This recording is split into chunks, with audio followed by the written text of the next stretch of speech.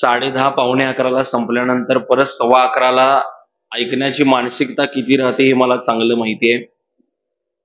गोळ्या जास्त दिल्या की रिॲक्शन किती होतं हेही मला माहिती आहे. त्यामुळं मी जास्त वेळ बोलणार नाही. फक्त एक सेवा घडावी म्हणून मी या ठिकाणी आलोय. काल रात्री मी रत्नागिरीमध्ये होतो. रत्नागिरीतनं 2 वाजता आलो. परत सकाळी 9 वाजता साताराला कार्यक्रम होता. साताराचा कार्यक्रम जरा घरी येऊन थोडस निवांत व्हायला पडलो होतो. तोपर्यंत महादेव महाराजांना फोन केलो. म्हटलो काय अजून आवडतंय का नाही. तोपर्यंत महाराज म्हणले या लगेच. कपडे घातलो होते इकडे आलो. त्यामुळे जास्त वेळ घेणार नाही. थोडस लक्ष माझ्याकडे द्या. परवा काय झालं फक्त लक्ष का द्या तुम्हाला सांगतो. मी माझ्या विषयाकडे वरतो. परवा आपल्या बस स्टँडवर एक पोरग गेलो. बस स्टँडवर परवा पोरग गेलं. बसमध्ये चढलं. तिकीट काढलं आणि खाली उतरलं. काय केलं बस स्टँडवर इचलकरंजीच्या पोरग बसमध्ये चढलं. तिकीट काढलं आणि खाली उतरलं आणि जोर जोरात ओरडायला लागलं मी बस कंडक्टरला गंडवलं, मी बस कंडक्टरला गंडवलं, मी बस कंडक्टरला गंडवलं. आजूबाजूची इकडची तिकडची लोक गोळा झाली. त्याला विचार लागले अरे तू बस कंडक्टरला गंडवलंस, बस कंडक्टरला गंडवलंस, नेमकं केलंस काय. तसा तो म्हणला अरे शान्या मी स्टँडवर गेलो, बसमध्ये चढलो, तिकीट काढलो, खाली उतरलो, बसनं प्रवासच केला नाही. आमची मानसिकता अशी व्हायला नको. इथं आलाय 11:15ला बसलाय म्हणजे तिकीट काढूनच बसलाय. एवढं बसायचं सोपं आहे. एवढं सगळं तत्वज्ञान सगळं ऐकून तर थोडंसं लक्ष माझ्याकडे द्या. आज मला धर्मवीर छत्रपती संभाजी महाराज सांगायचे आहेत. पराक्रमाच्या इतिहासाची गातो मी गाथा. पराक्रमाच्या इतिहासाची गातो मी गाथा. ज्यांनी घडवला इतिहास त्यांच्या चरणी टेकतो मी माता. ज्यांनी घडवला इतिहास त्यांच्या चरणी टेकतो मी माता. खर तर हा महाराष्ट्र म्हणजे अनेक देवदेवतांचा महाराष्ट्र. आपल्या भोळ्याने निस्सीम भक्तीने देवालाही आपल्या ताटातील जेवण जेवू घालणाऱ्या संतांचा महाराष्ट्र. या संतांच्या विचारातून मोगलांच्या अंधकारातून सामान्य जनतेला स्वराज्याचा प्रकाश देणाऱ्या छत्रपती शिवाजी महाराजांचा महाराष्ट्र. लाख मेलं तरी चालतील पण लाखांचा पोशिंदा शिवाजीराजा जगला पाहिजे असे म्हणत या महाराष्ट्राच्या पूज्य भूमीला आपल्या रक्ताचा अभिषेक घालून इथली भूमी पावन करणाऱ्या शूर मावळ्यांचा महाराष्ट्र. माझ्या भारतीय संस्कृतीची पताके खांद्यावर घेऊन शिकागोच्या धर्म परिषदेमध्ये माझ्या भारतीय संस्कृती तेजमय आणि तेजस्वी सांगणाऱ्या स्वामी विवेकानंदांचा महाराष्ट्र. जर तुमच्याकडे 2 रुपये असतील तर 1 रुपयाचं पुस्तक घ्या आणि 1 रुपयाची भाकरी घ्या. 1 रुपयाची घेतलेली भाकरी तुम्हाला जगण्यास मदत करेल पण 1 रुपयाचं घेतलेलं पुस्तक तुम्हाला का जगायचे हे सांगून जाईल. अशी यशस्वीतेची धडे गिरवायला शिकणाऱ्या डॉक्टर बाबासाहेब आंबेडकरांचा महाराष्ट्र. आणि तुमचं माझं सर्वांचं एवढं मोठं अहोभाग्य आहे की या वैभवशाली महाराष्ट्रामध्ये तुमचा आमचा जन्म झाला. आज मी संभाजी महाराज सांगायला तुमच्यासमोर उभा राहिलोय आज. पण संभाजी महाराज नेमके होते कोण. धर्मवीर छत्रपती संभाजी महाराजांचं कर्तृत्व नेमकं काय होतं. आई आज संभाजी महाराज पोरांना सांगणं का गरजेचं. आज तुम्ही मंडपामध्ये येऊन बसलाय पण तुम्ही येत असताना आपल्या पोरग्याला संभाजी महाराज इथं ऐकायला आणून बसवणं ही काळाची गरज आहे. एवढं लक्षात ठेवा. का काळाची गरज आहे. परवा पुष्पा चित्रपट आला. पुष्पा चित्रपट आल्यावर सरळ चालणारी आमची पोरं वाकडी चालायला लागली. परिस्थिती आहे. पुष्पा चित्रपट आला. पुष्पा चित्रपट बघून तुम्ही या रे पुढे. तुमच्यासाठी महत्वाचं या. तुम्हाला लई पटतं या. या पटपट पुढे या. परवा आणि शांत बसायचं. पुष्पा पिक्चर कसं बघताय तसं बघायचं जरा व्याख्यान काय. परवा पुष्पा चित्रपट आलाय आणि पुष्पा चित्रपट आल्यानंतर पुष्पाला आदर्श मानून सरळ चालणारी आमची पोरं वाकडी चालायला लागली. पुष्पा चित्रपटामध्ये दाखवलं काय.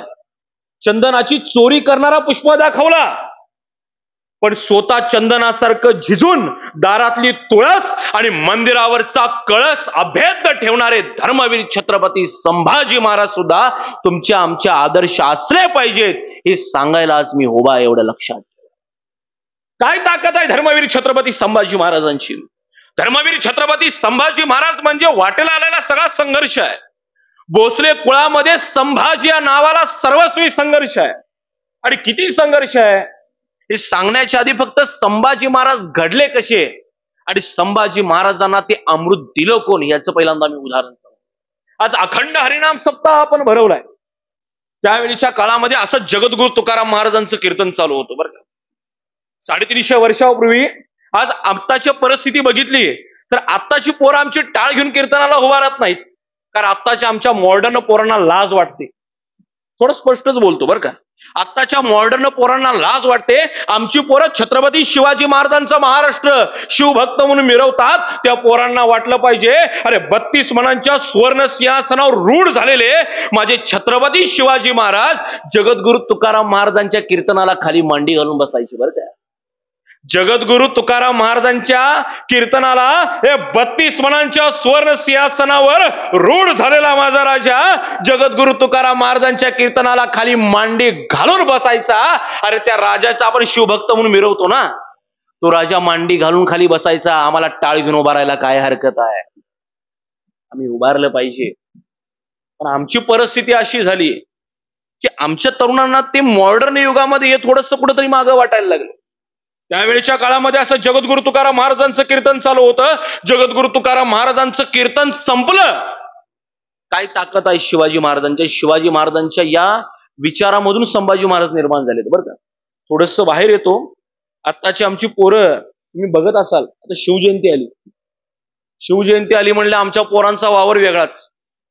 गेले काही दिवस झालं माझा एक व्हिडिओ व्हायरल होतोय. त्या व्हिडिओमध्ये मी सांगितलं होतं आत्ताच्या काळामध्ये आमची पोरं छत्रपती शिवाजीराजांची जयंती साजरी करतात. कशी साजरी करतात. पुढे बोला मोठा एक डॉल्बी लावलेला असतो. डॉल्बीच्या मागे छत्रपती शिवाजीराजांचं स्मारक असतं आणि डॉल्बीच्या तालावर आमची तरुणाई तोंडामध्ये मावा घेऊन छत्रपती शिवाजीराजांचा जय जयकार करत नाचत असते. त्या तरुणाईला लाज वाटली पाहिजे. अरे ज्या राजाला सुपारीच्या खांडाचं व्यसन नव्हतं त्या राजाच्या मिरवणुकीमध्ये आम्ही तोंडामध्ये मावा घेऊन नाचावं. इथपर्यंत पोहोचलो आम्ही.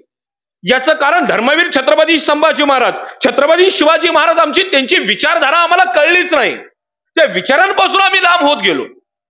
आत्ताची आमची पोरं गाडीवर लिहितात शिवभक्त, खाली लिहितात आमचा नाद नाही करायचा. याचा नाद करून गावातली पोरं बाद झाली आणि ह्यो म्हणतोय आमचा नाद नाही करायचा. वास्तविकता आहे.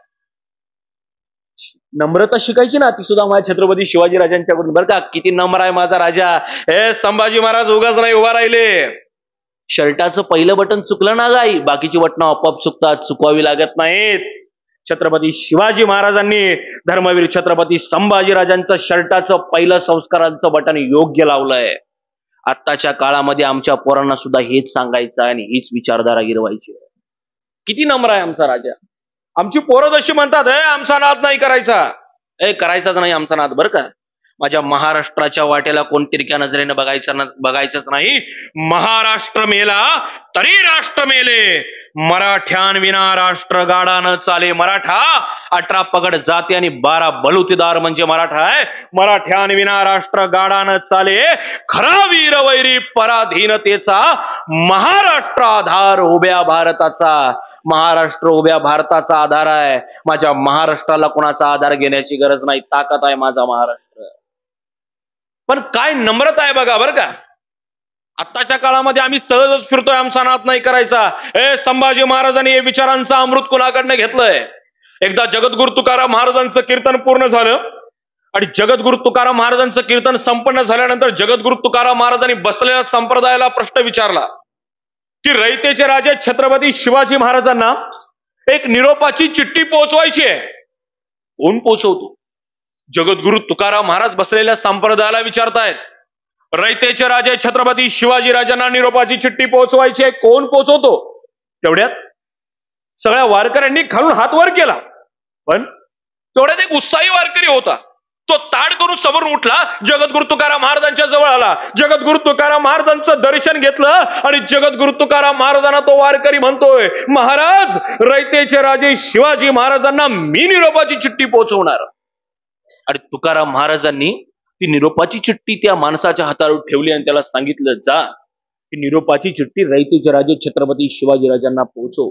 आणि ती निरोपाची चिठ्ठी घेऊन तो वारकरी आनंदाने गडाच्या दिशेनं जायला निघाला बरं का. आणि गडाच्या दिशेनं जात असताना ज्या खालून वारकऱ्यांनी हात वर केला होता, म्हणजे तुकाराम महाराजांनी पहिला विचारलं होतं कोण जातो, त्याला काही वारकऱ्यांनी खालून हात वर केला होता, पण हा उठूनच उभा राहिला. त्या हात वर करणाऱ्या वारकऱ्यांनी त्याला थांबवलं आणि त्याला विचारलं, होय रे. तुकाराम महाराजांनी प्रश्न विचारला तर आम्ही खालून हात वर केला, म्हणजे आम्हाला जाण्याचा अट्टाहास आहे, पण तू उठून उभा राहिलास, तुला जाण्याची एवढी तीव्रता का? त्यावेळेला ते वारकरी नम्र अंतःकरणातून सांगायला लागला, रयतेचे राजे छत्रपती शिवाजी महाराज बऱ्याच वेळेला जगद्गुरु तुकाराम महाराजांच्या कीर्तनाला यायचे. ज्या राजानं दारातली तुळस आणि मंदिरावरचा कळस वाचवला, ज्या राजानं माता भगिनींच्या कपाळावरचं कुंकू अभेद्य ठेवलं, ज्या राजानं अध्यात्म जगवलं, ज्या राजानं पंढरपूर तुळजापूर नामशेष होणारी तीर्थक्षेत्र वाचवली, त्या राजानं हिंदवी स्वराज्य निर्माण केलं, त्या राजाचं मला दर्शन घ्यायचं होतं. पण माझं दुर्भाग्य एवढं की जगद्गुरु तुकाराम महाराजांच्या कीर्तनाला ज्या ज्या वेळेला छत्रपती शिवाजी महाराज यायचे त्या वेळेला मी उपस्थित नव्हतो. पण मला संधी चालून आली होती छत्रपती शिवाजीराजांचं दर्शन घेण्याची. ती संधी सोडायची नाही म्हणून मी उठून उभा राहिलो. त्या वारकऱ्यांना देखील आनंद झाला. ती निरोपाची चिठ्ठी घेऊन तो वारकरी गडाच्या पायथ्याशी पोचला बरं का. गडाच्या पायथ्याशी पहारेकरी होते. नम्रता किती आहे, आमची पोरं काय करतात बघा. गडाच्या पायथ्याशी पहारेकरी होते. पहारेकऱ्यांनी त्यांच्या दमाच्या भाषेमध्ये विचारलं त्या वारकऱ्यांना, कोण तुम्ही? वारकरी सांगायला लागले, आम्ही जगद्गुरु तुकाराम महाराजांच्या पाठातील वारकरी आहोत. तुकोबारायांनी एक निरोपाची चिठ्ठी दिली आहे, ती चिठ्ठी छत्रपती शिवाजीराजांना पोहोचवायची आहे, यासाठी आम्ही इथं आलोय. पहारेकरांना आनंद झाला. जगद्गुरु तुकाराम महाराजांच्या पाठातील वारकरी. पहारेकराला माहिती होतं ज्या राजाने हिंदवी स्वराज्य निर्माण केलंय ना, त्या राजाला जगद्गुरु तुकाराम महाराज देवा समान आहेत. त्या राजाला जगद्गुरु तुकाराम महाराज देवतुल्य आहेत. ते पहारेकराने मागं पुढे बघितलं नाही, थेट गडावर गेला. गडावर गेल्यानंतर किल्लेदार महाराजांना हाक मारायला लागला, किल्लेदार महाराज, किल्लेदार महाराज. अहो, तुकोबारायांच्या पाठातील वारकरी आलेत, निरोपाची चिठ्ठी आली आपल्या राजाला द्यायला. किल्लेदार महाराजांच्या कानावर शब्द पडले. जगद्गुरु तुकाराम महाराजांच्या पाठातील वारकरी. किल्लेदार महाराजांना मागं पुढे बघितलं नाही. किल्लेदार महाराज सरळ गडावर गेले आणि किल्लेदार महाराज महालामध्ये गेले आणि राजांना सांगू लागले, राज, अहो राज, तुम्हाला माहिती आहे का जगद्गुरु तुकाराम महाराजांच्या पाठातील वारकरी आलेत. फक्त राजाच्या कानावर शब्द पडले, जगद्गुरु तुकाराम महाराजांच्या पाठातील वारकरी आलेत. राजांचं सगळं देहभान हरपलं. राजे त्या किल्लेदार महाराजांच्या पुढं, त्या पहारेकराच्या पुढं वारकऱ्यांचं स्वागत करायला धावू लागले. छत्रपती शिवाजी महाराज गडाच्या पायथ्याशी पोहोचले. आणि कुठलाही माणूस असू दे बरं का, घरामध्ये सर्वसामान्य वेशामध्ये असतात. छत्रपती शिवाजी महाराज महालामध्ये होते, किल्ल्यामध्ये होते, सर्वसामान्य वेशामध्ये होते. ना पाठीला ढाल होती, ना हातामध्ये तलवार होती, फक्त कानावर शब्द पडले होते, जगद्गुरु तुकाराम महाराजांच्या पाठातील वारकरी आलेत. छत्रपती शिवाजी महाराज गडाच्या पायथ्याशी पोहोचले आणि गडाच्या पायथ्याशी पोहोचल्या वारकरी बुवांना प्रणाम केला. प्रणाम केल्यानंतर त्या वारकरी बुवांचे हात हातामध्ये घेतले, गडाच्या आतमध्ये घेतलं. वारकरी बुवांनी आपल्या पायातले जोडे काढले.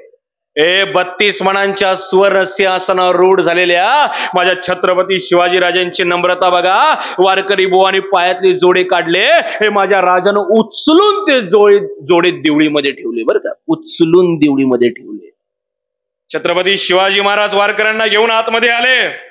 सांगितलं, सुगरण जेवणाची व्यवस्था करा. सुगरण जेवणाची व्यवस्था झाली. मध्ये शिवाजी महाराज, उजव्या बाजूला वारकरी बुवा, डाव्या बाजूला किल्लेदार महाराज, सगळी मंडळी जेवायला बसली. जेवण पूर्ण झालं. जेवण झाल्यानंतर किल्लेदार महाराज, छत्रपती शिवाजी महाराज वारकरी बुवांना विचारतायत, वारकरी बुवा कशासाठी आला होतात, काय काम होतं? वारकरी बुवांचं मन शांत झालं होतं. काय झालं होतं कोणास ठाऊक माहिती नाही बरं का, पण वारकरी बुवा शांत झाले होते. वारकरी बुवा जड अंतःकरणाने किल्लेदार महाराजांना म्हणतायत, किल्लेदार महाराज, जगद्गुरु तुकोबारायांनी निरोपाची चिठ्ठी छत्रपती शिवाजीराजांना पोहोचवायची आहे, त्यासाठी आम्ही इथं आलोय. ही निरोपाची चिठ्ठी घ्या. किल्लेदार महाराजांच्या हातावर ठेवली. किल्लेदार महाराजांना सांगितलं, किल्लेदार महाराज, ही निरोपाची चिठ्ठी छत्रपती शिवाजी महाराजांना द्या आणि आम्हाला जाण्याची इथून परवानगी द्या. काय झालं होतं कुणास ठाऊक, वारकरी बुवा फक्त जाण्याची परवानगीच मागतायत.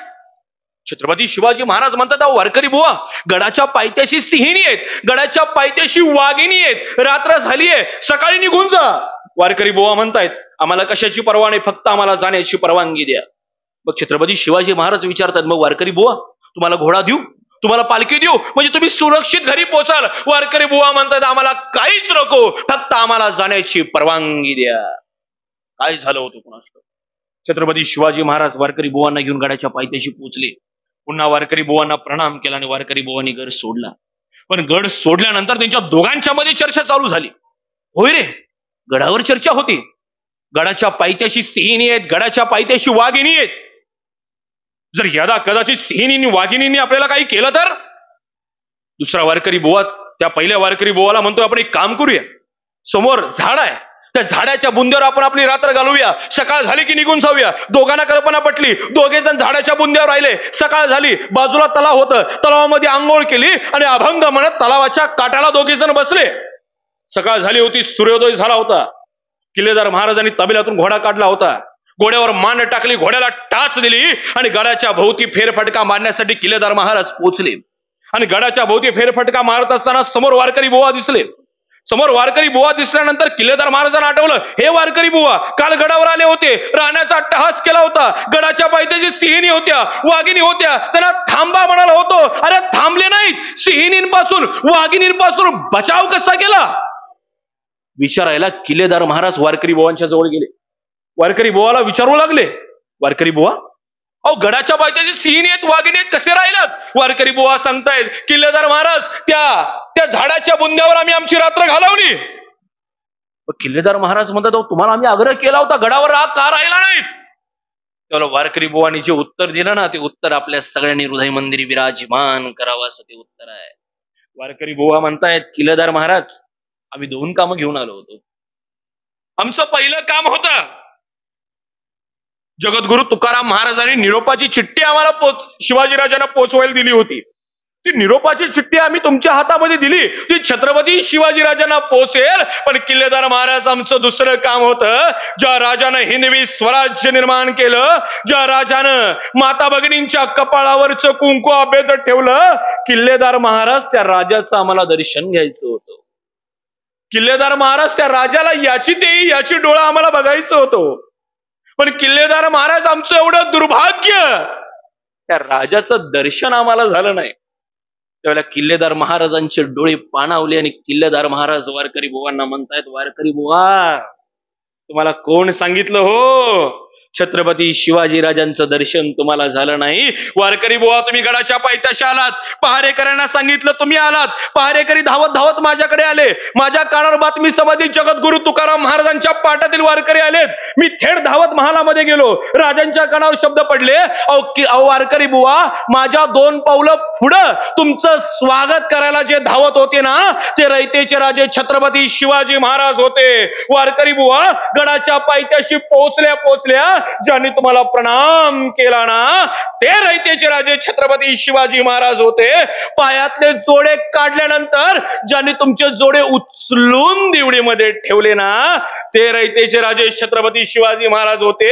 जात असताना तुम्हाला घोडा देऊ का, पालखी देऊ का, तर सुरक्षित पोचाल, हे सांगणारे सुद्धा रयतेचे राजे छत्रपती शिवाजी महाराज होते. वारकरी बुवांचे डोळे पाणावले. धन्य आहे की अशा छत्रपती शिवाजीराजांच्या महाराष्ट्रात आम्ही जन्म घेतला, की तो राजा आहे, हे राजा सुद्धा आम्हाला ओळखता आला नाही, एवढा नम्र माझा राजा आहे. जोडे उचलून ठेवावे तो, एवढी नम्रता. आत्ताच्या काळामध्ये एक नगरसेवक ओळखीचा झाला तर आमची पोर अशा काका फुगून फिरतात, आमचा नाद नाही करायचा. त्या पोरांनी ही नम्रता राजाची घेतली पाहिजे. काही परिस्थितीमध्ये वाघ सुद्धा 2 पावलं मागे येतो बरं का. याचा अर्थ असा नाही की वाघ घाबरलाय, त्याला वाघानं केलेलं अवलोकन म्हणतात. तुमच्या या आयुष्यामध्ये कधी आलीच वेळ ना, तर 4 पावलं मागे या. आज मागे घेतले, कधी पण बघा, वाघ झेप घेत असताना डायरेक्ट झेप येत नाही, थोडंसं 4 पावलं मागे येतो. तुमच्या या आयुष्यामध्ये कधी आलीच वेळ तर 4 पावलं मागे या. आज मागे घेतलेली 4 पावलं उद्याची झेप घेण्यासाठी नक्कीच उपयुक्त ठरतील. हे अमृत छत्रपती शिवाजी महाराजांनी धर्मवीर छत्रपती संभाजीराजांना पाजलंय. पण धर्मवीर छत्रपती संभाजी महाराज नेमके असतील कसे, कसे घडले असतील, कसे उभा राहिले असतील, कसा असेल तेज, कसा असेल साहस, कसा असेल अभिमान, कसा असेल स्वाभिमान, कसं असेल कर्तृत्व. पूर्वीच्या काळामध्ये अशी अवस्था माझ्या धर्मवीर छत्रपती संभाजी महाराजांची काही नालायक लोकांनी केली होती ना. छत्रपती संभाजी महाराजांचा इतिहासच बदलून टाकला होता. संभाजीराजांच्या इतिहासावर नाना आरोपांच्या फैरी झाडल्या. बदनाम होत गेला माझा संभाजीराजा. थोरातांची कमळा, मोहित्यांची मंजुळा अशी काही पात्र धर्मवीर छत्रपती संभाजीराजांच्या इतिहासामध्ये घुसवली गेली आणि संभाजीराजांचं चरित्र या इतिहासकारांनी सगळं बदलून टाकलं. पण नेमका संभाजीराजांचा धगधगता इतिहास काय आहे, काय अर्पण केलं या महाराष्ट्राला, या देशाला धर्मवीर छत्रपती संभाजीराजांनी. एखाद्या सर्वसामान्य माणसाला मी विचारलं ना, धर्मवीर छत्रपती संभाजी महाराज कसे होते तुला माहिती आहे का? पूर्वीच्या काळामध्ये जर एखाद्याला प्रश्न विचारला जायचा, त्या इतिहासकारांनी हे सगळं करून ठेवलं होतं त्यावेळेला, त्यावेळेला तो एकच उत्तर द्यायचा, संभाजी महाराज रंगील होते आणि संभाजी महाराज रंगील होते. दोन शब्दामध्ये संभाजीराजांचा इतिहास बदलून जायचा.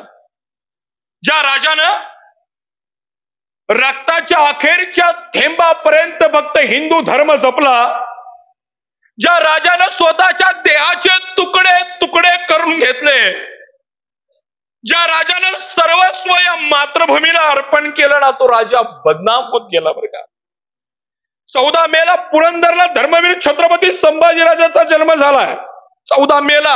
पण संभाजी या नावाला संघर्ष आहे. मी तुम्हाला मगाचपासून सांगत होतो, भोसले कुळामध्ये संभाजी या नावाला संघर्ष आहे. संभाजीराजांचं नाव संभाजी का ठेवलं माहितीये? मासाहेब जिजाऊंना 2 पुत्र होते. पहिले पुत्र संभाजी आणि दुसरे पुत्र छत्रपती शिवाजी महाराज. पहिला पुत्र संभाजीला त्या अफजल खानानं ठार मारलं होतं. अफजल खान पहिल्या संभाजी महाराजांना ठार मारलं होतं. दुसरे पुत्र छत्रपती शिवाजी महाराज, ते संभाजी महाराजांची आठवण म्हणून छत्रपती शिवाजी राजांच्या मुलग्याचं नाव ठेवलं संभाजी. पण भोसले कुळामध्ये संभाजी या नावाला पहिल्यापासूनच संघर्ष आहे. किती संघर्ष आहे आई. संभाजीराजांचं वय झालं 2 बरं का. किती संघर्ष आहे तुम्हाला सांग. संभाजीराजांचं वय झालं 2 आणि संभाजीराजांच्या मातोश्री सईबाई महाराणी साहेबांचं निधन झालं बरं का. 2 वय झालंय. नुकतं जन्म झालाय संभाजीराजांचा आणि संभाजीराजांच्या मातोश्री सईबाई महाराणी साहेबांचं निधन झालंय. म्हणजे छत्रपती शिवाजीराजांच्या पत्नीचं निधन झालंय. इकडं बाप हातामध्ये तलवार घेऊन, पाठीला ढाल घेऊन हिंदवी स्वराज्य निर्माण करतोय. आपल्या बापाला घरच्या संसाराची काळजी नाही, आपल्या बापाला देशाच्या संसाराची काळजी. इकडं बाप देशाचा संसार संवारायला बाहेर पडलाय. या पोऱ्याच्या डोईवर आपुलकीचं छत्र देणार कोण? आणि या नरसिंहानं किती संघर्ष भोगलाय बघा. छत्रपती शिवाजी महाराजांनी किती संघर्ष यावा. सईबाई महाराणी साहेबांचं निधन झालंय ना, त्याच काळामध्ये अफजल खान हजारोंचं संकट घेऊन येतोय, हजारोंचं सैन्य घेऊन स्वराज्यावर चालून येतोय. किती संकट आहेत स्वराज्यावर. ज्या वेळेला इकडं समोर आपल्या बायकोचं निधन झालंय, आपली पत्नी समोर मरून पडलीये आणि इकडं अफजल खान हजारोंचं सैन्य घेऊन छत्रपती शिवाजीराजांच्यावर चालून येतोय. एका वेळेला 1-1, 2-2 संकट आहेत, तरी सुद्धा हा नरसिंह या संकटातून उभा राहिलाय. आणि इकडं पोर 2 वर्षाचं पोर आहे, एवढंच लहान पोर आहे, कसं घडणार, कसं उभं राहणार. पुन्हा छत्रपती शिवाजी महाराजांना ज्या मासाहेबांनी घडवलं ना, पुन्हा धर्मवीर छत्रपती संभाजीराजांना घडवण्यासाठी पुन्हा मासाहेब पुढे आल्या आणि जिजाऊ नावाच्या चालत्या बोलत्या विद्यापीठामध्ये धर्मवीर छत्रपती संभाजीराजांचं शिक्षण चालू झालं बरं का. पण संघर्ष बघा. 2 वय वर्ष असताना सईबाई महाराणी साहेबांचं निधन झालंय. ज्या लहानपणामध्ये आपल्या पोरग्याला आईचं छत्र लागतं ना, ज्या लहानपणामध्ये पोरगा आईच्या दुधावर वाढतं ना, त्या काळामध्ये संभाजीराजाला दूध नाही. संभाजीराजाला आईचं दूधच मिळत नाहीये. मग संभाजी महाराज घडणार कसे? संभाजी महाराज उभे कसे राहणार? संभाजीराजाला आईचं दूध कसं मिळणार? अहो, दुधावर पोरगा जगता हो लहान काळामध्ये, नाही राजाला दूध. त्यावेळेला गावामध्ये दवंडी पेटवली गेली. हे रयतेचे राजे छत्रपती शिवाजी महाराजांचा सुपुत्र धर्मवीर छत्रपती संभाजीराजाला दूध द्यायचंय. कोण देईल दूध? गावागावामध्ये दवंडी पेटवली गेली, घराघरामध्ये दवंडी पोहोचली, चुली चुलीपर्यंत पोहोचली. घरामध्ये असलेल्या महिला गडावर आल्या, मासाहेबांना सांगू लागल्या, मासाहेब मी शंभूराजाला दूध देईन. मग मासाहेबांनी त्या एका स्त्रीला विचारलं, तू दूध देशील खरं, पण तू किती रुपये घेशील? एक महिला सांगू लागली, महासाहेब मी 300 होऊन घेईन. ती म्हणते 300 होऊन. तर तेवढ्या दुसरी महिला पुढे आली, ती सांगू लागली, महासाहेब ही 300 घेते ना, मी 200 घेईन. तोपर्यंत तिसरी महिला पुढे आली, ती म्हणते ही 200 घेते ना, मी 100 होऊन घेईन. महासाहेब मला ही सेवा करण्याचं भाग्य द्या. पण ही बातमी पोचली धाराऊ नावाच्या एका आईजवळ. ती धाराऊ भांडी घासत होती बरं का. कानावर बातमी समजली होती, रयतेचे राजे छत्रपती शिवाजी राजांच्या सुपुत्राला दूध द्यायचं आहे. ज्या राजानं कपाळावरचं कुंकू टिकवलंय ना, हे घरातून बाहेर पडू शकत नव्हते. ज्या राजानं स्वाभिमान दिला, ज्या राजानं अभिमान दिला ना, त्या राजाच्या सुपुत्राला दूध द्यायचं आहे. धाराऊला बातमी समजली, धाराऊ भांडी घासत होती, भांडी सारली बाजूला, गडावर पोचली, पदर खोचतच पोचली होती. मासाहेबांचं दर्शन घेतलं, मासाहेबांना सांगू लागली, मासाहेब शंभूराजांना मी दूध देईन. मासाहेब विचारतायत, धाराऊ तुम्ही दूध द्याल? ही म्हणताय 300 होऊन घेईन, ही म्हणताय 200 होऊन घेईन, या म्हणताय 100 होऊन घेईन. धाराऊ तुम्ही किती घ्याल? धाराऊ म्हणते, मासाहेब स्वराज्य म्हणजे काय माहिती नव्हतं, स्वातंत्र्य म्हणजे काय माहिती नव्हतं. मासाहेब तुमच्या सुपुत्रानं स्त्रीला स्वराज्याच्या देवारातील देवताचं स्थान दिलंय. मासाहेब एवढे उपकार आहेत आमच्यावर तुमच्या पोराचे. आणि यात फक्त त्या शिवपुत्राच्या संभाजीराजांना दूध देण्यासाठी दुधाचा सौदा व्हावा. मासाहेब मला काहीच नको, फक्त ही सेवा करण्याचं भाग्य द्या. आणि त्या धाराऊची धर्मवीर संभाजीराजांना दूध देण्यासाठी नेमणूक करण्यात आली. ती धाराऊ रोज संभाजीराजांना दूध द्यायची आणि इतक्या आनंदामध्ये असायची ना ती धाराऊ, इतक्या आनंदामध्ये संभाजीराजाला दूध द्यायची ना. का नाही? पोराला ती आई नाहीये ना, पण मीच त्या पोराची आई झाले.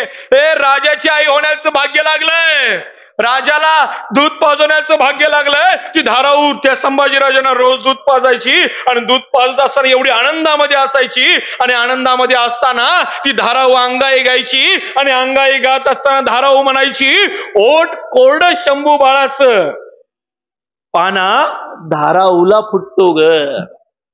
धाराऊ म्हणायची, ओठ कोरड शंभू बाळाचं पाना धाराऊला फुटतो ग, गरीबाच्या ओसरीवर बाळ शुभाचा वाढतो ग, गरीबाच्या ओसरीवर बाळ शुभाचा वाढतो ग. आणि संभाजी महाराज धाराऊच्या दुधावर आकार घेऊ लागले. संभाजी महाराज धाराऊच्या दुधावर मोठे होऊ लागले.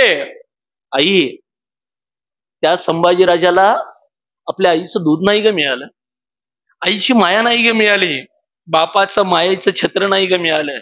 आताच्या काळामध्ये आमच्या पोरांना सगळं मिळतंय, कारण माय बापाची किंमत नाही आमच्या पोरांना. आणि ही माय बापाची किंमत नाही ना, ही किंमत पटवून द्यायची असेल तर इथं आणून बसवल्याशिवाय पर्याय नाही. आमची पोरं डिप्रेशन मध्ये आहेत महाराज. काय झालं? कर आत्महत्या. परीक्षेमध्ये नापास झाला, करायची आत्महत्या. मला काही कळतच नाही.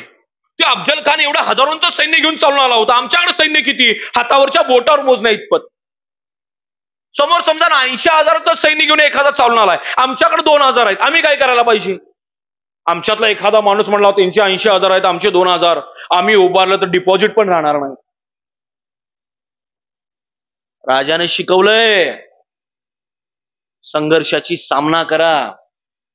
परिस्थितीला घेऊन रडत बसण्यापेक्षा परिस्थितीशी लढण्यात पुरुषार्थ आहे.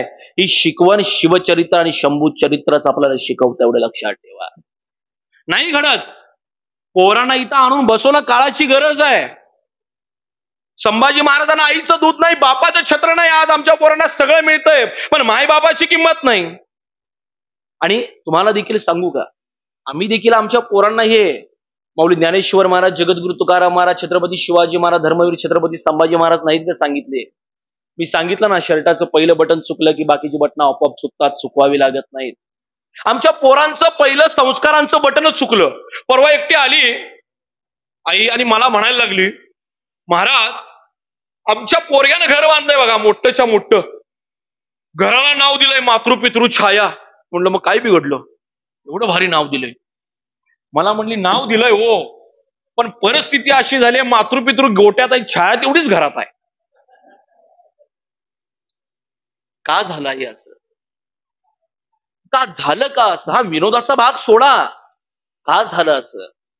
आम्ही नाही सांगितले धर्मवीर छत्रपती संभाजी महाराज, आम्ही नाही सांगितले छत्रपती शिवाजी महाराज आमच्या पोरांना संघर्ष नाही सांगितला. आमच्या पोरांना फक्त आयत्या पिठावर रांगोळ्या ओढायची सवय लागली.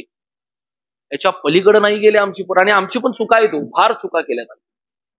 पूर्वीचा काळ होता, महासाहेब जिजाऊंनी शिवाजी महाराजांना घडवलं, तसं महासाहेब जिजाऊंनी संभाजीराजांना देखील घडवलं. महासाहेब जिजाऊंनी काय दिलं होतं शिवाजी महाराजांनी संभाजी महाराजांना, आणि आम्ही काय देतोय? दारात छत्रपती शिवाजी महाराज आणि धर्मवीर छत्रपती संभाजी महाराज जर रांगायचे असतील ना, तर घरात पहिल्यांदा जिजाऊ जन्माला येणं ही काळाची गरज आहे, एवढं लक्षात ठेवा. पण आत्ताची आमची आई 7 वाजता लागीर झालं जी, 8 वाजता माझ्या नवऱ्याची बायको, 9 वाजता तुझ्या नवऱ्याची माझी बायको, 10 वाजता माझ्या नवऱ्याची तुझी बायको. ह्याच्यात अडकलेली आमची आई काय घडवणार आहे? सोपं नाहीये हे. अमृत पाजलंय, रामायण सांगितलंय, महाभारत सांगितलंय, ज्ञानेश्वरी सांगितले, तुकाराम महाराजांची गाथा समोर ठेवली आहे, म्हणून स्वतःच्या कर्तृत्वाची गाथा या दोन्ही पिता पुत्रांनी घडवून दाखवली, एवढं लक्षात ठेवा. आज कुठल्या गाथा आम्ही समोर ठेवतो? काय गिरवणार काय आहेत आमची पोरं? सांगितलं पाहिजे. तुम्हाला मी सांगतो बरं का, राजाला आईचं दूध मिळालं नव्हतं, आई नव्हती. पण आत्ताच्या काळामध्ये तुमच्या चरणावर नतमस्तक होऊन सांगतो बरं का, आत्ताच्या काळामध्ये आई जरी असली तर आता नवीन बाटल्या आल्यात. आज्या लई परिस्थिती बिकट झाल्या, सगळ्या आत्ताच्या आया मॉडर्न झाल्यात. आता नव्या बाटल्या आल्यात, बाटलीत दूध भरलं जातं, पोरग्याच्या तोंडाला बाटली लावली जाते. लहानपणापासून पोरग्याला बाटलीचे संस्कार. पुढं पोरग 4 पोरांचा बाप जरी झालं तरी बाटली काही सोडत नाही, फक्त आतलं रसायन बदललेलं असतं. का संस्कार द्यायचे आहेत हे? पूर्वी काळ होता बरं का, तुम्हाला आवर्जून सांगतो का घडले हे. संस्कारांचा अमृत पाजलंय. थोडस विषांतर करून तुम्हाला सांगतो, पूर्वी काळ होता ज्यावेळेला आम्ही लहान होतो म्हणजे लई आता मोठा झालोय असं नाही. आता माझं वय 24च आहे. काय ज्यावेळेला आम्ही लहान होतो त्यावेळेला आमची आई आम्हाला पटांगणावर घेऊन यायची, मला हाताला धरून घेऊन यायची, मला हातपाय धुवायला लावायचे, आम्ही हातपाय धुवायचो. आम्ही हातपाय धुवून झाल्यावर आई आम्हाला शुभंकरोती म्हणायला लावायची, आम्ही शुभंकरोती म्हणायचो. आणि शुभंकरोती म्हणून झाल्यावर आई आतमध्ये जायची, गरम गरम जेवणाचं ताट तयार करून ठेवलं असायचं, गरम गरम जेवणाचं ताट घेऊन बाहेर यायची, आणि 1 घास चिवचा आणि 1 घास कवचा असं म्हणत आई आमची आम्हाला जेवू घालायची. तर आजी त्यांनी नातवांना पोरांना केलंय. पण आता परिस्थिती काय झाली, आई अडकलेली सिरियल मध्ये. कुठं पोरग उड्या मार लागले आईलाच माहिती नसतं. बरोबर आईला 7:15 7:15 लक्षात येतो बरं का. 8ला नाही, 8:10 नाही, 8:25 नाही, बरोबर 8:15 का माहितीये की तुम्हाला? सांगताय का सांगू? 8ला सिरियल चालू झाल्या, 8:15 सिरियलची ऍडव्हर्टाईज लागल्या. 5 मिनिटाची ऍडव्हर्टाईज आहे, 5 मिनिटामध्ये आईच्या वाटेला आलेला संघर्ष बघा बरं का. आणि तुमचं नियोजन आहे महाराष्ट्रानं तुमचा हातच धरायचा नाही बरं का. माता भगिनी, तुमचं नियोजन एवढं जबरदस्त आहे की महाराज, काय नियोजन आहे म्हणजे यांचं. मला आजपर्यंत कोडं उलगडलं नाही. 8 वाजता भाताचा कुकर लावला की पहिल्या ऍडव्हर्टाईजला पहिली शिट्टी कशी होत्या, दुसऱ्या ऍडव्हर्टाईजला दुसरी शिट्टी, तिसऱ्या ऍडव्हर्टाईजला भात शिजून तयार. मला कोडच उलगडलं नाही. तुमचा म्हणून म्हणलो, तुमचा आदर्श महाराष्ट्रानं घ्यावा, देशानं घ्यावा. तुम्ही महाराष्ट्रातल्याच आहे, देशानं तुमचा आदर्श घ्यावा. ताकद आहे तुमच्यामध्ये, पण तुम्ही सर्वसामान्य नाही. लोक म्हणतात बरं का, हा विनोदाचा भाग सोडून द्या, लोक म्हणतात इतिहासाच्या पानापानावर स्त्री आहे म्हणून. काय म्हणतात? इतिहासाच्या पानापानावर स्त्री आहे. त्या लोकांना मी आवर्जून सांगतो की इतिहासाच्या पानापानावर माझी स्त्री नाही, इतिहासाचं पान आणि पान माझ्या माता भगिनींमुळे, एवढं लक्षात ठेवा. माझ्या देशाची महिला ही नुसती महिला नाही, माझ्या देशाचा महिमा आहे. फक्त आम्हाला तुमची ताकद कळली पाहिजे, एवढं लक्षात ठेवा. तर 8:15 वाजता आईच्या लक्षात येतं की पोरगा अजून उड्या मारायला लागले. आई लगबगीनं पटांगणावर जाते. आईकडे फक्त 5 मिनिट आहे. आई लगबगीनं जाते पटांगणावर, पोरग्या हाताला धरून घेऊन येते. हातपाय धुवायचा विषय सोडून द्या, शुभंकरोतीचं नावच काढायचं नाही. शुभंकरोती जर शिकवली असते, आमच्या पोरांना अध्यात्म सांगितलं असतं. पूर्वी काळ होता, लहान पोराला माळ घातली जायची, पोरग्याला पंढरीची वारी करायला पाठवायची टाळ मृदुंग अडकून. आताच्या काळामध्ये आम्ही आमच्या पोरग्याच्या गळ्यात पंढरीची माळ अडकवत नाही म्हणून पोरं दुसऱ्याच वाऱ्या करायला लागल्यात. कुठल्या वाऱ्या जरा तुमचं तुम्ही बघा, रात्रीच्या जाऊन 8 नंतर चालू होतात त्या वाऱ्या, सकाळी 4 वाजूपर्यंत. आता सप्ताह आहे पुढच्या महिन्यात पोरांचा, तुम्ही लवकर घेतलाय बरं झालं बरं का. गणेश जयंतीला सप्ताह हो, 7 फेब्रुवारी 7 फेब्रुवारीपासून 14 फेब्रुवारीपर्यंत हे बघायचं नाही यांचा सप्ताह जोरात. कुठला व्हॅलेंटाईन डे, चॉकलेट डे, जोरात पोरांची सप्ते चालू आहेत. कारण काय झालं, आम्हाला परदेशी लोकांची संस्कृती आवडायला लागली, पण आम्हाला धोतर घालायला लाज वाटायला लागली. का झालं असं? नाही संस्कृती सांगितली आमच्या पोरांना. संस्कृती सांगणं काळाची गरज आहे. आता शुभंकरोतीचा विषय सोडून द्या. शुभंकरोती आई म्हणायला लावत नाही. आई लगबगीनं आज जाते, 5 मिनिटात आईकडे डाळ भात तयार करून ठेवला असतो. आतमध्ये डाळ भाताचा ताट घेऊन बाहेर येते. बाजूच्या टिपायवर फोन पडलेला असतो, टिपायवरचा फोन हातात घेते, पोरग्याच्या समोर युट्यूब लावते आणि पोरग युट्यूब बघत जेवायला लागतं. आताच्या लहान लहान पोरांची अशी परिस्थिती निर्माण झाली आहे की समोर मोबाईल ठेवल्याशिवाय तरुणांच्या पोटामध्ये अन्नाचा घासच उतरत नाही. मग एक घास चिवचा आणि एक घास काऊचा देणारी आई आमची कुठे गेली? विचार करायला लावणारा प्रश्न आहे. बारीक सारीक गोष्टी आहेत. आज तुम्ही काय करताय? आई तुम्हाला सांगतो, तुमचा हात घाण होऊ नये, खरकटा होऊ नये म्हणून आम्ही आमच्या पोरांना चमच्यानं घास भरवतोय. चुकीचं आहे बरं काही. मॉडर्न झाल्या आमच्या आया फार. हात खरकटा व्हायला नको, अरे 2 मिनिटं लागतील धुवायला, हात खरकट व्हायला नको म्हणून आई चमच्यानं घास भरवायला लागली. पण आईचं ममत्व, आईचं प्रेम जे आहे ना, ते आईच्या हातून पोरग्याच्या तोंडात जाणार आहे हो. ते मधनं अंतर चमच्याने घेतलंय, ते भरून काढणार कोण? मग आम्ही गावावर वरडायचं, पोरगा आम्हाला बघत नाही, पोरगा आम्हाला बघत नाही. आईचं प्रेम, आईचं वात्सल्य नाहीच मिळालं, मधलं अंतर कोण भरून काढणार आहे?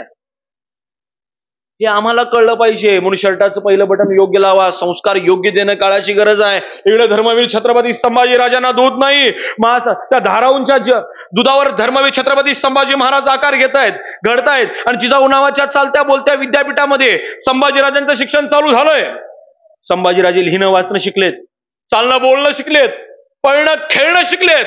बघता बघता नाना कला, नाना विद्या, नाना गुण आत्मसात झालेत. संभाजीराजाला 1 नाही 2 नाहीत बरं का, तब्बल 16 भाषा संभाजीराजांना येत आहेत. मराठी येते, कानडी येते, मल्याळ येते, हिगुरी येते, पाली येते, अर्थशास्त्र, धर्मशास्त्र, नीतिशास्त्र, प्रमाणशास्त्र, अशा सर्व शास्त्रांमध्ये संभाजीराजे तरतरबेज झाले. नुसता बुद्धीचाच गुण नव्हे तर काव्य गुण सुद्धा त्यांनी जोपासला. वयाच्या 14व्या वर्षी धर्मवीर छत्रपती संभाजीराजांनी बुधभूषणम नावाचा ग्रंथ संस्कृत मध्ये लिहिलाय. वयाच्या 14व्या वर्षी 14व्या वर्षी संस्कृत मधून ग्रंथ लिहावा. बुधभूषण नावाचा ग्रंथ संस्कृत मध्ये लिहिलेला आहे. एवढंच नव्हे, 7 शतक, नायिका भेद असे काव्य ग्रंथ त्यांनी प्रकट केलेत. आणि बघता बघता उत्तम कवी म्हणून त्यांचा नावलौकिक झालाय. माऊलींनी वयाच्या 16व्या वर्षी ज्ञानेश्वर लिहिली. धर्मवीर छत्रपती संभाजीराजांनी वयाच्या 14व्या वर्षी बुधभूषण नावाचा ग्रंथ तुमच्या आमच्या पदरामध्ये टाकलाय. एवढं ताकद आणि एवढं अहोभाग्य आहे आपल्या महाराष्ट्राचं. एवढं आपल्या पोरांना सांगितलं पाहिजे. आणि एवढ्या धर्मवीर छत्रपती संभाजीराजे थांबले नाहीत. मल्लविद्या, भालाफेक, घोडेस्वारी यामध्ये संभाजीराजांनी मोठी हुकूमत पैदा केली. घोडेस्वारी म्हणजे धर्मवीर छत्रपती संभाजीराजांचा हात कोणी धरत नव्हतं. तत्कालीन काळामध्ये पळत्या घोड्याला एका पायावर उभा करणारा आणि डोळ्याची पापणी लवते ना लवते तोच गारगल फिरवणारा या जगाच्या पाठीवर एकच योद्धा झाला. त्या योद्ध्याचं नाव होतं संभाजी. ही झेप कुणाला जमली नाही आणि सर्वसामान्य नव्हतीच ती झेप. एवढंच नव्हे, 16 भाषा आम्हाला माहिती आहेत. हेनरी नावाचा इंग्रज अधिकारी लिहितो, संभाजी महाराजांना त्या काळामध्ये इंग्रजी सुद्धा येत होती. एवढे सर्वगुण संपन्न माझे धर्मवीर छत्रपती संभाजी महाराज होते. एवढी ताकद होती धर्मवीर छत्रपती संभाजी महाराज म्हणजे. आणि बघता बघता धर्मवीर छत्रपती संभाजी महाराज 9 वर्षाचे झाले आणि महाराष्ट्रावर मिर्झा राजे जयसिंगाचं आगमन झालं. छत्रपती शिवाजी राजांना नाईलाजानं तह करावा लागला. पुरंदरासकट 23 किल्ले बहाल करावे लागले आणि मिर्झा हसत म्हणाला, राजे, धर्मवीर छत्रपती संभाजी राजे आमच्याकडे ओलीस म्हणून राहतील. नरसिंह व्याकुळा नाही राजे, हे राजकारण नव्हे. तेव्हा मिर्झा हसत म्हणाला, याला राजकारणच म्हणतात. आणि संभाजी महाराज वयाच्या 9व्या वर्षी मोगलांच्याकडे ओलीस म्हणून राहिलेत. तेवढ्यात आग्र्याहून खलीत आलाय. शिवरायांना आग्र्याला बोलवलंय, औरंग्याचा वाढदिवस आहे. आणि नुसतं एकट्याला नाही बोलवलं, सोबत संभाजीराजांनाही बोलवलंय. आता शिवाजीराजांना काही कळणार, इवलंच पोर आहे, छोटस पोर आहे, 8-10 वर्षाचं पोर आहे. कसं न्यावं त्याला? या मुलकापासून त्या मुलकापर्यंतचा वैराण वनवास भोगेल का त्याला? ऊन वारा वादळ पाऊस या प्रवासामध्ये संभाजी महाराज कसे जगतील, कसे टिकतील? सोपं आहे आग्र्याला घेऊन जायचं 8 वर्षाच्या पोराला? आमची आई पोरग्याला सरीला पाठवायचं म्हटल्यावर आईला घाम फुटतोय. सकाळी जाऊन संध्याकाळी पोरग येतंय का नाही. संभाजी महाराजांना बाप आग्र्याला घेऊन चाललाय. आमच्या आईची अवस्था महाराज कशी झाली. तुमच्याकडे स्कूल बस इथे की आपल्या डेकनवर इथं ना, कोण कोण इंग्लिश मिडियमला आहे. स्कूल बस तर सगळं गंमतच वेगळी झाली. पोरग शाळा शिकायला का आई हेच कळत नाही. 7 वाजता पोरग्याच्या पुढे बॅग घेऊन आईच पुढे, पोरग बुटाची लेस बांधत मागणी येते. काय गणितच कळना. बस जवळ गेले की आई पोरग्याला म्हणते, बाळा बस आली की काम करायचं बघ. पोरगा आईला विचारतो, आई काय काम करायचं? बस आली की मधल्या सीटवर जाऊन बसायचं बघ. पोरगा आईला हळूच विचारतो, आई मधल्या सीटवर का ग, आहेत की बाकीच्या सीटा? असं आई पोरग्याला म्हणते, बाळा चुकून जात असताना बस कुठं जर धडकली, बस डाव्या बाजूने धडकली तरी तू मधी सुरक्षित, बस उजव्या बाजूने धडकली तरी तू मधी सुरक्षित. बाळा तू वाचला पाहिजेस. पण आयांनो, आम्हाला कधी कळणार हो? जिथं पोरं जगण्यासाठी उभा केली जातात ना, तिथं पोरं खूप लवकर मरतात. जिथं पोरं जगण्यासाठी उभा केली जातात ना, तिथं पोरं खूप लवकर मरतात. पण जिथं पोरं मरणासाठी उभा केली जातात, तिथं पोरं मेली तरी पूर्ण उरतात. हा तुमच्या माझ्या महाराष्ट्राचा इतिहास आहे. ही पोरं घडवणं काळाची गरज आहे. छत्रपती शिवाजी महाराज आग्र्याला संभाजी महाराजांना घेऊन जायला तयार झाले. 8-10 वर्षाच्या पोराला आग्र्याला घेऊन गेलं आणि या मुलकापासून त्या मुलकापर्यंतचा वैराण वनवास संभाजीराजांनी लिलयात झेलला. संभाजीराजे आणि शिवाजीराजे औरंगजेबाच्या दरबारामध्ये हजर झाले. पण तिथंच त्या औरंग्यानं झरी चाल खेळली. त्या औरंग्यानं रयतेचा राजा छत्रपती शिवाजी राजांना, हिंदवी स्वराज्याच्या राजा छत्रपती शिवाजी राजांना आणि संभाजी राजांना मागच्या रांगेत उभा केलं. राजाला हा अपमान सहन झाला नाही. शिवाजी महाराज भर दरबारामध्ये औरंगजेबाला फटकारून उभा राहिले. अरे आतापर्यंत दिल्ली पत्तीची एवढी नामुष्की कोणी केली नव्हती, एवढा अपमान कधी घडला नव्हता. या शिवाजीराजांनी या औरंग्याचा अपमान केला होता. उभा दरबार त्यावेळेला थर थर थर थर कापत होता. जर त्यावेळेला चुकून जर माझ्या नरसिंह छत्रपती शिवाजीराजांच्याकडे तलवार असती ना, तर तिथंच औरंगजेबाचा यदा कदाचित शिरच्छेद सुद्धा झाला असता आणि शिवाजी महाराज फटकारून सरळ चालते झाले. स्वाभिमानाचा धडा या महाराष्ट्रानं सगळ्या देशाला दिलाय. मऊ मेना हुणी आम्ही विष्णुदास. इतके मऊ आहोत ना की बघायचं कामच नाही. पण आमच्या वाटेला कोण आला तर आम्ही त्याला सोडत नसतो. फटकारून सरळ चालते झाले. औरंगजेबानं समजूत घालण्याचा प्रयत्न केला पण राजा बदला नाही. पण त्या दिवसापासून शिवाजी महाराज औरंगजेबाच्या दरबारामध्ये येत जात नव्हते, पण त्यांचे प्रतिनिधी म्हणून संभाजीराजे दरबारामध्ये येत जात असत. एके दिवशी भर दरबारामध्ये त्या औरंग्यानं संभाजीराजांना विचारलं, संभाजीराजे तुम्ही उत्तम लेखणी जाणता, आम्हाला माहिती आहे. संभाजीराजे, तुम्ही उत्तम मल्लविद्या खेळता, असं देखील आम्हाला माहिती आहे. मग संभाजीराजे, आमच्या दरबारात सुद्धा चांगले चांगले मल्ल आहेत. आमच्या दरबारातल्या एखाद्या मल्लाशी कुस्ती खेळाल का? तर तो 9 वर्षाचा छावा कडाडला, आम्ही आमच्या लायकीच्या मल्लांशीच कुस्ती खेळतो. तुझ्या दरबारामध्ये माझ्या लायकीचा एकही मल्ल नाही. सबब 9 वर्षाचं पोरग 9 वर्षाचा राजा औरंग्याला म्हणतोय, तुझ्या दरबारात माझ्या लायकीचा मल्ल नाही. चाल. स्वाभिमान शिकवला होता, अभिमान शिकवला होता, अमृत राजानं पाजलं होता संस्कारांचं हे. पण इकडे शिवाजी राजांचा आता गळा गुदमरू लागलाय बरं का. राजाला बाहेर पडायला वाव नाहीये. बाहेर कसे पडणार राजे? त्यावेळेला शिवाजी राजांनी बाहेर पडण्याच्या सगळ्या जबाबदाऱ्या संभाजीराजांच्याकडे सोपवल्या. आणि सगळं कसं बाहेर पडायचं सगळं नियोजन संभाजीराजांना सांगितलंय. महालापासून कुंभाराच्या वाड्यापर्यंत शिवरायांनी सांगितलेली चाल 9 वर्षाच्या संभाजी महाराजांनी व्यवस्थित पेरलीये. मधल्या काळामध्ये सुंदर गाणं आलं होतं की चंद्र झालं सूर्याचं डोळं. हे तेजस्वी सूर्याला, आजपर्यंत तेजस्वी सूर्यानं सगळ्या जगाला प्रकाश दिला, पण इथं काहीतरी आज उलट झालं होतं. या आग्र्याच्या दरबारामध्ये सगळं उलट चित्र दिसत होतं. आज चंद्र सूर्याला प्रकाश देणार होता, चंद्र सूर्याला मार्ग सांगणार होता आणि चंद्र सूर्याला अस्तित्वातून बाहेर काढणार होता. संभाजीराजांनी शिवाजीराजांनी सांगितलेली चाल व्यवस्थित पेरली. महालापासून कुंभाराच्या वाड्यापर्यंत शिवरायांनी सांगितलेली चाल संभाजीराजांनी अचूक पेरली आणि स्वप्नात शक्य होणार नाही अशी युक्ती सत्यामध्ये उतरवली आणि महाराष्ट्राचा नरसिंह सुटला. औरंगजेबाच्या हातावर तुरी घेऊन निसटला. पण इथं एकच विचार करायचा बरं का. संभाजीराजांना त्यावेळेला मथुरेमध्ये मागे ठेवण्यात आलं, थांबवलं संभाजीराजांना माग. इथे एक विचार करायचा, जर त्यावेळेला संभाजीराजांनी फक्त विचारलं असतं शिवरायांना, आबासाहेब आम्हाला सोडून एकटेच जाणार होय, विचारलं असतं जर संभाजीराजांनी शिवरायांना, आबासाहेब आम्हाला सोडून एकटेच जाणार, अरे दर्या सुद्धा आटला असता माग, कर्णिक कमकुवत झाला असता, पडला असता भाळ आणि विचारलं असतं संभाजीराजांनी, आबासाहेब सोडून एकटेच जाणार. पण हा 10-11 वर्षाचा पोर आपल्या पित्याचा हात हातात घेत सांगत होता, आबासाहेब आमची फिकीर करू नका, आपल्यापेक्षा या महाराष्ट्राला तुमची गरज अधिक आहे.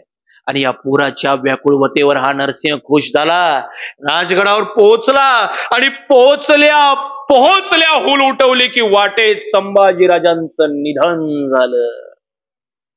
वयाच्या 10व्या वर्षी माझ्या राजाच्या पाठीला जे मरण बांधलं गेलं ना, ते वयाच्या 32व्या वर्षी इंद्रायणी भीमेच्या तीरावर मरणांदड्या छातीनं समोर जाईपर्यंत ते मरण तशीच सोबत करत राहिलं. का हुल उठवली? संभाजीराजांच्या मृत्यूची बातमी औरंग्याला समजेल आणि औरंगजेब संभाजीराजांचा पाठलाग सोडेल. आणि झालं तसंच, संभाजीराजे सुखरूप स्वराज्यामध्ये परतले. पण गेलेले संभाजीराजे वेगळे होते, परत आलेले आता संभाजीराजे वेगळे होते. परत आले होते आता धाकली धनी मुघली रियासतीचा अभ्यास करून परिपक्व झालेले धर्मवीर छत्रपती संभाजी महाराज. आणि शिवाजी राजांनी संभाजीराजांना विचारलं, संभाजीराजे तुम्ही लेखणी तेच चालवता, पण आपली तलवार आणि उसाळा छावा आज्ञा द्यावी आबासाहेब. आज्ञा दिली. बुरानपुरा टिपण्याची 10,000ची फौज घेऊन टाकोटाक निघाले. बुरानपुरा इतकं लुटलं, इतकं धुतलं, बुरानपुराची राख रांगोळी केली. एक धक्का त्या औरंग्याला सोसतो ना सोसतो, तोपर्यंत दुसरा धक्का दिला. औरंगाबाद, खुद औरंगजेबाच्या नावाने वसवलेला औरंगाबाद म्हणजे औरंगजेबाचं हळवं काळीच पान. अहो एखाद्या सुंदरीच्या गालावर तीळ शोभावा ना, ऐसा औरंगाबाद शोभतो. ऐश्वर्य संपत्ती अफाट त्यावेळेच्या काळात शोभायचा. आता औरंगाबाद संपून गेला. त्या औरंगाबाद इतकं लुटलं, इतकं धुतलं की औरंगजेबाच्या नावाशिवाय तिथं काही ठेवलंच नाही. आता ते नाव सुद्धा आपण काही ठेवलं नाही आताच्या काळामध्ये, संपूर्णच टाकलं. आणि ही बातमी औरंगजेबाला समजलेली. औरंगजेब कडाडला, अरे माझ्या दरबारामध्ये हजारोंचं सैन्य घेऊन हजारोंचे हत्ती, हजारो दारुगोळा, हजारो तोफे घेऊन तुम्ही स्वराज्यावर चालून जाता. त्या स्वराज्यातल्या हजार फक्त लोकांना तुम्ही निस्तनाभूत करू शकत नाही. काय करताय का? औरंगजेब चौताळाय. त्याला कुणीतरी त्याला सांगितलं बरं का, हुजूर ते जे मराठी आहेत ना ते सगळं करतात, सगळं लढाई करतात ना, त्याचं कारण काय आहे माहितीये काय? मराठ्यांच्याकडे गडकिल्ले आहेत. आपण त्यांना मारण्याच्या पेक्षा आपण त्यांचे गडकिल्ले घेण्यामध्ये जरा रस दाखवूया, म्हणजे मराठी डोकं टेकत आपल्याकडे येतील. औरंगजेबाला औरंगजेबाला कल्पना पटली. औरंगजेब म्हणला गडकिल्ले घ्यायचे ठरलं. कुठला असा किल्ला आहे की जो किल्ला लगेच काबीज करता येईल? एकानं सांगितलं हुजूर एक किल्ला आहे. कुठला? रामसेज. प्रभू रामचंद्र तिथं विश्रांतीसाठी जायचे, मग त्या किल्ल्याचं नाव पडलं रामसेज. हुजूर छोटासा किल्ला आहे, तोफखाना कुछ नाही हुजूर, तोफे काहीच नाही. मराठे हुजूर फक्त 600. कोण जातो? उभा राहिला शहाबुद्दीन खान. हुजूर हम जाएंगे. शहाबुद्दीन खान म्हणतोय मी जाणार म्हणून. 600 मराठ्यांना मारून किल्ला घेऊन येतो. औरंगजेब विचारतोय किती दिवसात आणणार किल्ला? हुजूर म्हणला आज जातो, उद्या किल्ला घेऊन येतो, किल्ला काबीज करून येतो. पण ठीक आहे. सगळं हजारो गोळे, तोफ गोळे वगैरे सगळं घेऊन गेला. गडावर काहीच नाही, तोफा नाहीत, गोळे नाहीत. आमचे तिथं मराठ्यांच्याकडे तलवारे असतील का नाही हा संशोधनाचा विषयावर काहीच नाही. यो गोळे बिळे घेऊन गेलाय हजारोंचं सैन्य घेऊन. वरती आमचे 600 मराठे. रामसेज किल्ल्याला शहाबुद्दीन खानानं चोबाजूनी वेढा टाकला, चोबाजूनी घेरलं आणि ठरलं उद्या सकाळी चढाई चालू करायची. हजारोंचं सैन्य, शहाबुद्दीन खान हजारोंचं सैन्य घेऊन रामसेज किल्ला सर करू लागला. रामसेज किल्ला चढू लागला. रामसेज किल्ल्याच्या पार मध्यापर्यंत पोहोचला. वरती आमचे मराठे 600 हाताची घडी घालूनच बघतायत, येऊ दे किती येणार आहे बघूया. अगदी निम्म्याच्या वर आला. शहाबुद्दीनला वाटलं 600 मराठे, हजारोंचं आमचं सैन्य बघून घाबरले, काहीच करणार. शहाबुद्दीनला आनंद झाला. निम्म्याच्या वर अगदी मराठे शहाबुद्दीनचं सैन्य चढू लागलं. निम्म्याच्या वर पोहोचलं. अगदी शहाबुद्दीनचं सैन्य जसं टप्प्यात आलं ना, टप्प्यात आल्यानंतर आमच्या मराठ्यांनी रातभर जागून, यो शाना आलाय म्हणल्यानंतर रातभर जागून तटबंदीवर मोठमोठ्या दगडी शिळा गोळा करून ठेवला होता. दगडवर जसं शहाबुद्दीनचं सैन्य टप्प्यात आलं ना, तसं दगडी शिळा दिल्या नुसता ढकलून फटाफट फटफट ते दगडी शिळा लागायला लागल्या. त्या शहाबुद्दीनच्या डोक्यामध्ये एक दगड बसलेला. शहाबुद्दीननं डोक्याला हात लावला आणि वर मराठ्यांच्याकडे बघून म्हणतोय कैसे ये मराठे, पत्थरों से खेलते. एक दिवसात किल्ला घेतो म्हणलेला शहाबुद्दीन खान रात्री खलबत खाण्यात जखमा शकत बसला होता. काय करायचं कळेना, काहीच कळेना. मग एक आला शाना, म्हणला हुजूर काल काय झालं, आपण चालत चालत गेलो, मग दगड डोक्यावर बसली. मग हुजूर आता उद्या काम करूया, त्यांच्याकडे फक्त दगडच आहेत बाकी काही नाही. आपण काय काम करूया, आता चालत चालत जायला नको, उद्या सरपटच जाऊया, म्हणजे दगड आलं तर डोक्यावरनं जातो. शहाबुद्दीन खानाला कल्पना पटली. हे म्हणला ठरलं म्हणला. यांचा सगळ्यांचा गुडघ्यातच मेंदू. एवढं असतं तर काय सोपं होतं हे सगळं. सगळ्यांचा गुडघ्यातच मेंदू यांच्या. हे म्हणला सरपटत जायचं म्हणला. आमचं काय तर गुण असावेत आपल्याकडं, काय यांच्यात आमचं गुणच नाहीत. आजपर्यंत तुम्हाला सांगतो बरं का, आजपर्यंत महादेवाच्या पिंडीवर दुधाचा अभिषेक, आज छत्रपती शिवाजी महाराज, धर्मवीर छत्रपती संभाजीराजांचं नाव का सारखं घेतलं जातं? आजपर्यंत महादेवाच्या पिंडीवर दुधाचा अभिषेक घालून महादेवाची पूजा करणारे कैक महादेवाचे भक्त मी आजपर्यंत बघितले. आजपर्यंत महादेवाच्या पिंडीवर दुधाचा अभिषेक घालून महादेवाची पूजा करणारे कैक महादेवाचे भक्त मी आजपर्यंत बघितलेत.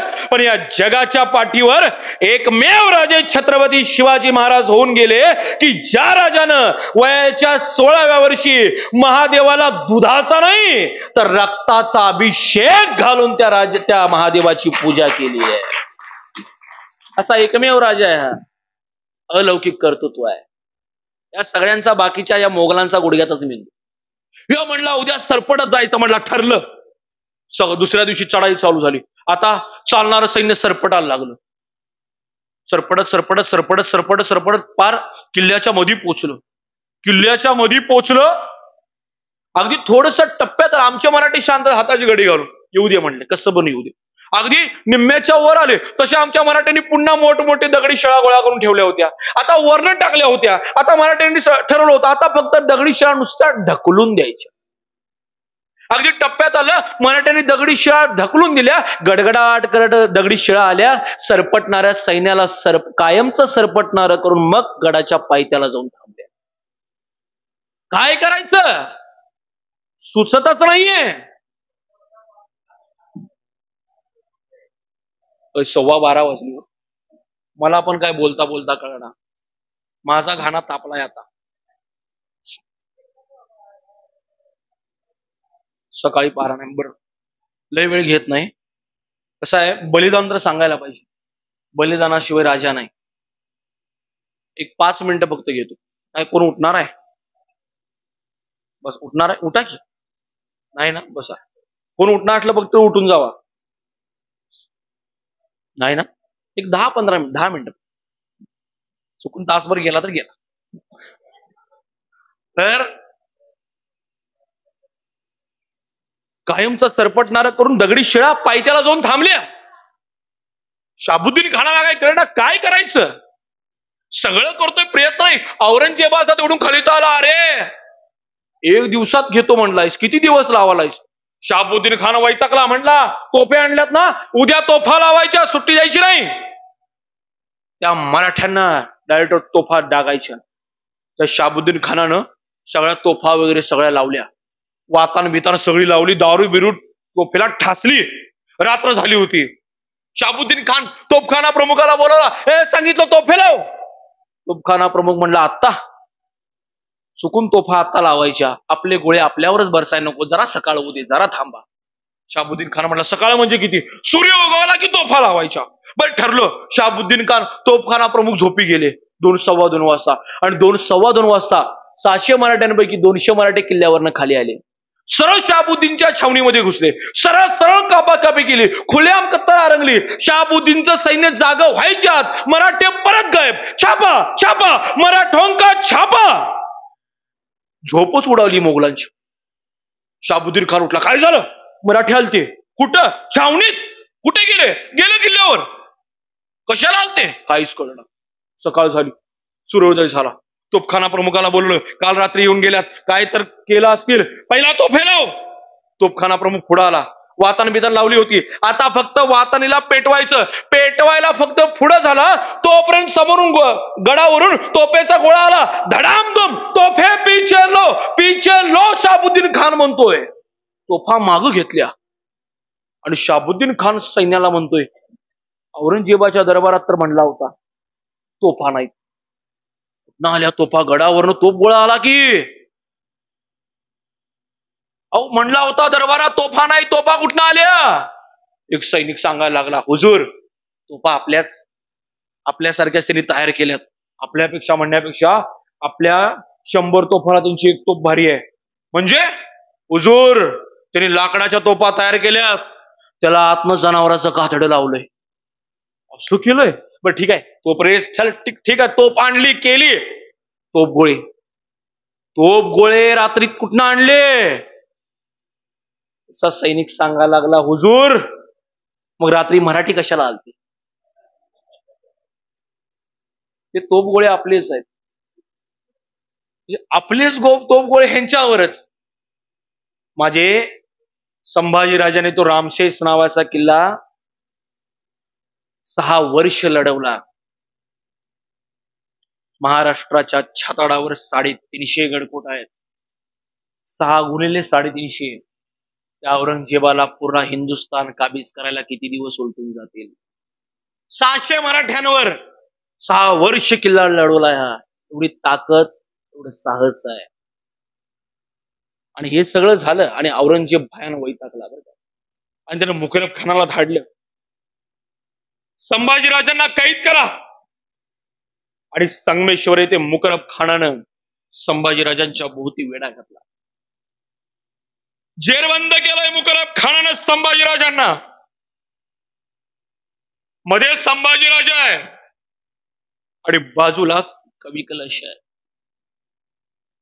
मुकरब खान म्हणतोय अरे त्या संभाजीची तलवार काढून घ्या. पण तलवार घ्यायचं कोणाचं धाडस होणार का? तलवार घ्यायला कुणीतरी एक पाऊल पुढे उचलायचं आणि माझ्या संभाजी राजाची नुसती नजरवर उठायची. 4 पावलं तलवार घेणारा माग सरकायचा. 4 पावलं. आजपर्यंत संभाजी राजाने एका वेळेला 4-4, 6-6 शत्रू अंगावर घेतलेत. इतिहासामध्ये अगदी असामान्य लढाई करणारा व्यक्तिमत्व म्हणजे धर्मवीर छत्रपती संभाजी महाराज आहे. तेवढं लक्षात ठेवा. 32 वर्ष जगला माझा राजा. फक्त 32 वर्ष. कोणीतरी तलवार घ्यायला पुढे आलं ना, संभाजी राजाची नुसती नजरवर उठली ना, 4 पावलं मागे सरायचं. आणि कोणीतरी चोहोबाजूनी दोरखंड फेकले आणि संभाजीराजे जेरबंद झाले. बरं का, मराठ्यांचा छत्रपती अडकला. छावा संभाजीराजा जेरबंद झाला. शिवपुत्र संभाजी मोगलांच्या कैदेत फसला. फितुरांची चाल यशस्वी झाली आणि मुकरब खान म्हणायला लागला, अरे पटकन निघून जायला पाहिजे. असे जर चुकून आजूबाजूच्या मराठ्यांना समजलं ना, तर इथं कबरी बांधतील आपल्या. चला निघून. आणि मुकरब खान निघाला संभाजीराजांना घेऊन. पण संभाजीराजांना गावागावातून गावागावच्या वेशीवर नेलं जात होतं. पण गावातल्या गावकऱ्याला आणि गावातल्या वारकऱ्याला माहिती नव्हतं की आपला राजा कैद झालाय. अरे गावच्या वेशीवरनं राजाला नेलं जात होतं, पण गावातल्या गावकऱ्याला माहिती नव्हतं आपला राजा कैद झालाय. कडेपर्यंत संभाजी महाराजांना सुरक्षित ठिकाणी पोहोचवलं होतं. आणि औरंगजेबाला खबर द्यायला हेर धावत आला होता. हुजूर हुजूर, बड़ी खुशी की खबर है, संभा गिरफ्तार हुआ. हेर सांगतोय औरंग्याला, हुजूर संभा गिरफ्तार हुआ. आणि औरंगजेब म्हणतोय, काय पिऊन वगैरे आला नाहीस ना? नाही हुजूर, संगमेश्वर ने मुकरब खाने दस्तगी आवडे. औरंगजेबाला पण पटना. उभे आयुष्य गेलं ह्याच्या बापाला आणि ह्यांना पकडण्यात. सगळं काय काय खर्च केले आमचं आम्हाला माहिती. आणि तू म्हणतोस मुकरब खानानं आणलं. नाही हुजूर, संगमेश्वर ने मुकरब खाने दस्तगी आवडे. अरे तो अल्लाह ताला की मेहरबानी, शब भी रात के जैसे होना चाहिए. आई गया तो घर का चूहा सिकम जमे, अब दिखा देंगे उसे. लाया जाए उसे शाना शौखान से, पहना जाए तख्ता खुला. आतापर्यंत राजा म्हणून अंबारीतला फिरला असेल, आता त्याला हुंटाला बांधा. आतापर्यंत राजा म्हणून मुन्नागरे वाजले असतील, आता ढोलचा शबडावायला सुरुवात करा. आतापर्यंत राजा म्हणून आयटीत फिरला असेल, आता त्याला हुंटाला बांधा. कळू द्या महाराष्ट्राला की आलमगीर औरंगजेबने संभाजी गिरफ्तार केलाय. दौटून निघाली दिंड. विदूषकी झपली घातली, घुंगरं अडकवली, टोपी घातली, साखळदंडाने चकडवलं, हुंटाला बांधलं आणि निघाली दिंड वाचत गाचत. अरे ज्या राजाच्या पित्यानं स्वराज्य निर्माण केलं ना, हिंदवी स्वराज्य, त्याच्या पुत्राची धिंड काढली हो. हुंटाला बांधलंय, साखळी साखळदंडांनी मडवलंय आणि धिंड काढली आहे माझ्या राजाची.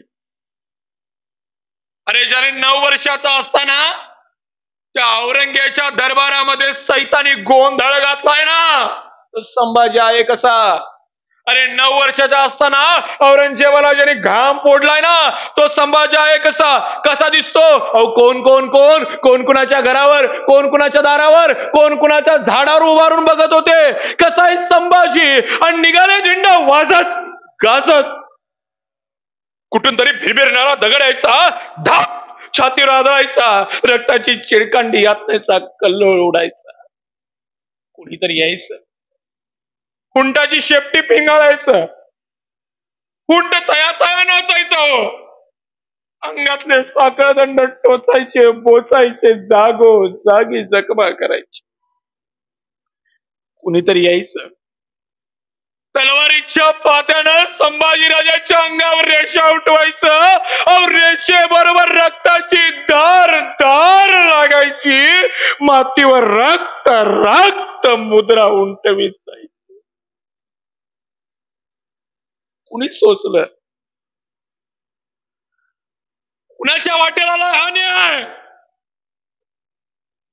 कुणी सोचलाय हा यातनांचा चहरी नंगानाच? जे नालायक म्हणतात ना संभाजीराजे रगेल होते रंगेल होते,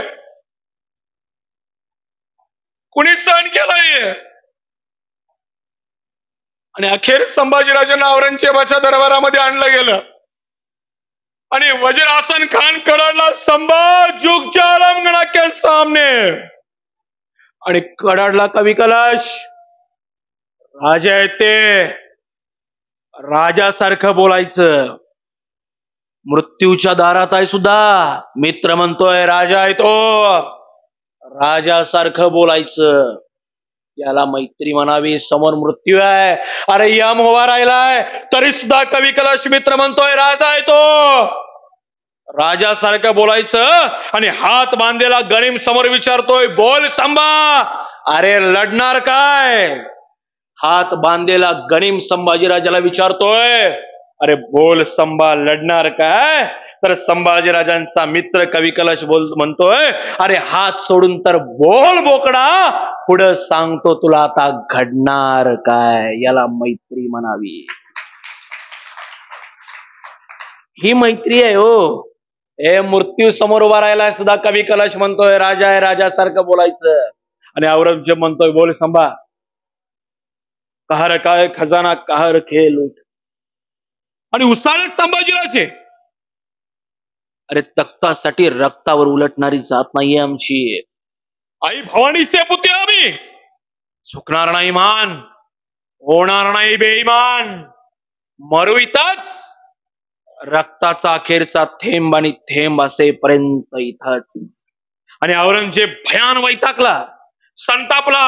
आणि औरंगजेब म्हणतोय, ह्याची डोळे काढून टाका, ह्याची डोळे सतावतात मला, ह्याची जीभ छाटून टाका. अरे ह्याची जीभ या औरंगजेबाच्या दरबारामध्ये येऊन सुद्धा बोलतीये. औरंगजेबाच्या दरबारामध्ये रिवाज असायचा बरं का, लोक बोलताना सुद्धा खाली मान करून तोंडाला हात लावून बोलायची, खाली मान करून तोंडाला हात लावून बोलायची.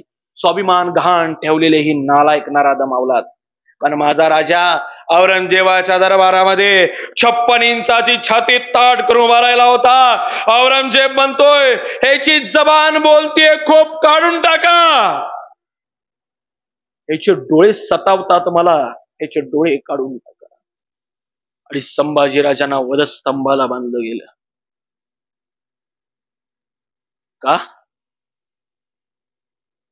त्याआधी औरंगजेबानं विचारलं होतं बरं का, तुला मी सोडून देतो, फक्त तू तुझा धर्म सोडून आमच्या धर्मामध्ये निघून ये. जर त्यावेळेला संभाजीराजांनी जर धर्म सोडला असताना, तर बाजी प्रभू देशपांडे, फुलाजी प्रभू देशपांडे, तानाजी मालुसरे, सगळ्या मावळ्यांचं बलिदान आणि छत्रपती शिवाजी महाराज नरसिंहांची 50 वर्षाची कारकीर्द सगळी संपून गेली असती. त्यावेळेला धर्म सोडला असताना तर आज आमची परिस्थिती वेगळीच असते. आज तुमच्या माझ्या कपाळावर